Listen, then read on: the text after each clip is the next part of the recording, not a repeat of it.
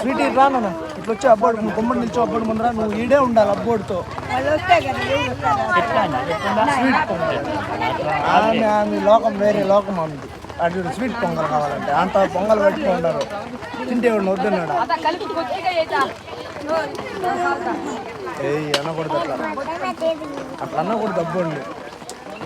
మన అబ్బోడు కదా చేయబట్టద్దు ప్లీజ్ నువ్వు ఏడ్చావు కదా మామ వాళ్ళు కూర్చొని ఏడ్చున్నాను